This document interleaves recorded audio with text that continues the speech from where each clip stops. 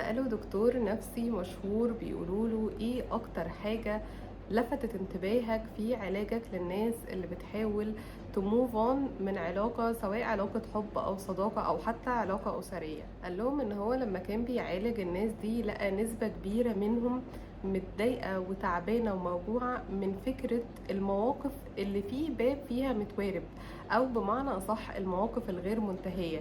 وده اللي اتكلم عليه دكتور محمد طه في كتاب الخروج عن النص بنسبة كبيرة قوي، واللي ارشح طبعا ان انتوا الكتاب ده تقروه. بس كان الدكتور ده بيقولك وجع الناس من فكرة ان في مواقف ما انتهتش، ما لقاهاش رد، ما عرفوش يتكلموا مع اللي قدامهم ويقولوا له كل اللي جواه. دي كانت وجعاهم بنسبة اكبر من الموقف نفسه او التجربة نفسها اللي هم مروا بيها. انا عايزة بس اسألك، كام مرة حد ممكن يكون اذاك او ظلمك او وجعك وكنت عايز تقوله ليه عملت كده، او كنت عايز تزعقله وتتخانق معاه على اللي هو عمله، حتى لو انت عارف وواثق ان ده مش هيعمل اختلاف، بس انت عايز تطلع اللي جواك وما كانش عندك الفرصة دي. كام مرة كنت عايز تسأله هو انا استاهل ده؟ طب هو انا عملت لك ايه عشان تعمل فيا كده؟ كل الاسئلة اللي كان المفروض تتسأل وما قدرتش ان انت تسألها، كل الحاجات اللي كنت عايز تطلعها والغضب اللي عايز تطلعه في الشخص ده وما قدرتش تعمل حاجة زي كده، دي بتسبب لك ألم أكبر من الألم اللي انت بتمر بيه نفسه. حتى لو انت مش حاسس، بس ان احنا نكتم حاجة جوانا كان المفروض تطلع، دي بتسبب لنا ألم شديد جدا وضغط نفسي شديد جدا، حتى لو انت مش واخد بالك من حاجة زي دي. اللي عايزة اقوله لك ان طول ما المواقف دي جواك، طول ما انت هتفضل دايما حاسس ان في حاجة مش مرتاح فيها، هتحس ان دايما طاقتك مش زي طبيعتها، وان الحاجات الحلوة اللي فيك مش عارف تطلع كاملة. طيب المفروض ان انا اعمل ايه؟ قبل ما اقولك المفروض تعمل ايه، انا هقولك على 3 سيناريوهات تختار منهم اللي انت عايزه وتشوف في الاخر نتيجة كل سيناريو ايه. اول حاجة هي ان انت توقف حياتك كلها على اللحظة اللي ممكن تيجي واللي وارد جدا ما تجيش، ان الشخص ده تواجهه وتقوله كل اللي انت حاسه وتطلع كل اللي جواك وتسأله كل الاسئلة اللي وارد جدا برضو ما تلاقيش عنده ليها اي اجابات. بس هتوقف حياتك لحد ما اللحظة دي تيجي، ولو ما جاتش الله اعلم هتفضل في مكانك ومش هتتحرك، حتى لو كل حاجة حواليك اتغيرت، حتى لو الشخص ده برضو حياته اتغيرت ونسيك ورماك خالص، انت برضو هتفضل واقف في مكانك على امل يمكن يوم من الايام يجي عشان تطلع كل اللي جواك. تاني سيناريو هو ان انت تبقى جريء كده وتاخد بعضك وتروح للشخص ده وتواجهه وتقول له كل اللي انت عايزه، بس برضه هقولك اوعى تتوقع ان انت هتلاقي ردود مقنعة او اجابات لاسئلة جواك، لان اصلا اللي كان مقرر يمشي هو ما عندوش اي حاجة يرد عليك بيها غير ان هو قرر يمشي ومش عايز منك اكتر من كده. هو ببساطة مش عايزك في حياته، فيوم ما تيجي تقوله ليه عملت كده مش هيبقى عنده اي رد، مش هيقدر يقولك اصل انا مشيت عشان انا فعلا مش عايزك، لا هو هيفضل يقولك اي كلام مش مقنع، انت نفسك برضو ساعتها مش هترتاح. بس لو عايز تعمل كده تقدر ان انت تروح وتواجهه.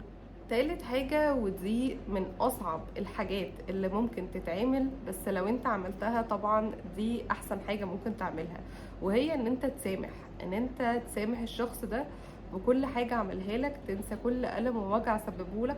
بس دي مش سهلة خالص، ودي مش حاجة ان انت تقدر تعملها في يوم وليلة، ومش شرط ان انت تقدر تعملها 100%، بس لو قدرت طبعا ليك مكانة كبيرة جدا عند ربنا. طيب ايه الحل الوسط اللي اقدر ان انا اعمله لو انا مش عايز اعمل السيناريوهات اللي انتي قلتيها دي، وفي نفس الوقت انا من جوايا فكرة ان انا سامح دي لا، ان انا سامح خالص انا مش قادر غصب عني؟ اللي هتعمله ببساطة ان انت تلات جو، ان انت تتخلى عن فكرته هو شخصيا كبني ادم، عن فكرة الألم نفسه اللي هو سببهولك، ان انت ما تبقاش من جواك دايما مستني اصلا يتجاوب لك على الأسئلة، ان انت تبقى مقتنع اقتناع تام ان اللي مشي علشان، ببساطة ان انت تبقى محتاج اللي ان انت ببساطة تلات جو، تختار ان انت تتخلى عن الفكرة نفسها، تتخلى عن فكرة ان انت مستني الشخص ده يجي علشان تسأله اسئلة فتاخد اجابات، تتخلى عن فكرة ان انت اصلا الشخص ده يرجع تاني في حياتك، تتخلى عن فكرة الألم اللي هو سببها لك، تتخلى عن فكرة ان انت تبقى دايما بترجع كده بالذكريات لوجود الشخص ده في حياتك. خد بالك احنا بنبقى عامل كبير قوي لنفسنا واحنا مش حاسين في ان احنا نربط نفسنا بألم ووجع، حتى لو احنا بنقول ان احنا مش عايزين نفتكر الألم والوجع ده.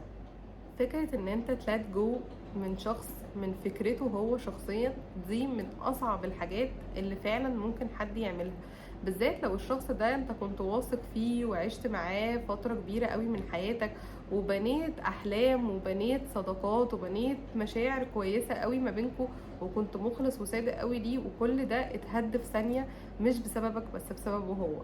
صدقني لازم تبقى فاهم اللي مشي اختار ان هو يمشي بارادته وكان حاسبها كويس جدا. مفيش حاجة اسمها انا مشيت غصب عني، او مفيش حاجة اسمها اصل انا حصل الحاجة الفلانية فاضطريت امشي، لا، مفيش حد بيبقى مضطر يمشي. انت صدقني لازم تبقى واثق ومتأكد ان اللي عايز يبقى موجود هيفضل يبقى موجود. طب خلاص انا حد اصلا قرر انه يتخلى عني، لازم تحط في دماغك مادام حد قرر يتخلى عنك، انت لازم انت كمان تتخلى عن فكرته جواك، تتخلى عن فكرته لأي حاجة بتربطه جواك، تتخلى عن فكرته بأي ألم حتى هو مسببهولك. هي رحلة طويلة رحلة صعبة بس نهايتها هترتاح وهتبقى شخص سوي نفسيا. وصدقني ربنا بيعوض كل حد اتعرض لأذى أو ألم أو ظلم أو وجع من ناس قريبين منه، سواء علاقة حب أو علاقة صداقة أو حتى علاقة أهل. أشوفكم يوم تاني إن شاء الله.